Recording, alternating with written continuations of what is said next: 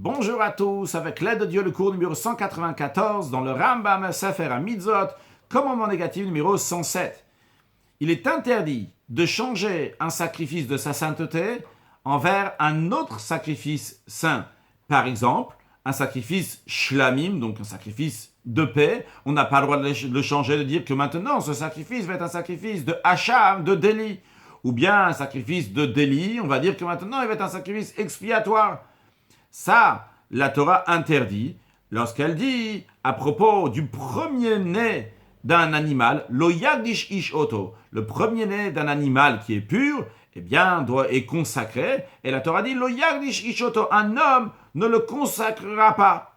Qu'est-ce que ça veut dire qu'on ne doit pas le consacrer? Eh bien, par tradition, on apprend que lo yagdish ish oto, quand on dit qu'un homme n'a pas le droit de le consacrer, c'est-à-dire qu'il n'a pas le droit de le consacrer pour qu'il va aller sur l'autel. Alors, ce sacrifice-là était déjà destiné à aller à l'autel. Le premier-né d'un animal pur est déjà destiné pour être donné au Kohen qui va l'amener sur l'autel dans le temple. Alors, qu'est-ce que ça veut dire qu'un homme n'a pas le droit de le consacrer? Justement, il n'a pas le droit de le consacrer pour dire qu'il va être un autre sacrifice que, en tant que Bechor, en tant que premier-né, il doit être donné au Kohen et non pas le dire qu'il va être un Khatat ou un Hacham ou ci ou ça, etc.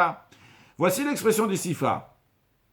Le Sifra dit, très bien, ce verset-là, il parle uniquement du Bechor, du premier-né d'un animal, mais d'où on apprend que tous les autres sacrifices, tous les autres animaux qui sont consacrés pour l'autel, qu'on n'a pas le droit de les changer d'une sainteté à une autre sainteté, le verset dit, le même verset qu'on a mentionné tout à l'heure, avant de dire lo yagdish ishoto, il dit bibehema lo yagdish ishoto, qui veut dire parmi le bétail, un homme ne va pas le consacrer. De là, on apprend que ça ne s'agit pas seulement pour le Bechor, pour le premier-né d'un animal, mais Bibehema, en général, de tous les animaux, de tout le bétail, qu'on n'a pas le droit de le consacrer. C'est-à-dire qu'on n'a pas le droit de consacrer un bétail. C'est-à-dire qu'un bétail qui est déjà consacré pour telle destination, on n'a pas le droit de le consacrer pour une autre destination.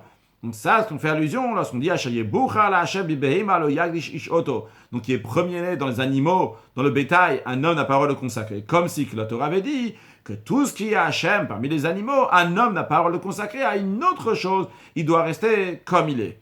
Les lois de ce commandement-là ont été expliquées dans le 5e chapitre du traité Temura.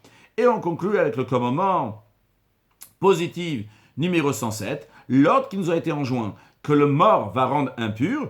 Et cette mitzvah, ce commandement, englobe toutes les lois de tout matmet de l'impureté d'un mort, qui peut y avoir donc différentes manières, tout est englobé dans ce commandement, que Dieu fasse que Mashiach vienne. Et à ce moment-là, il n'y aura plus de tout matmet.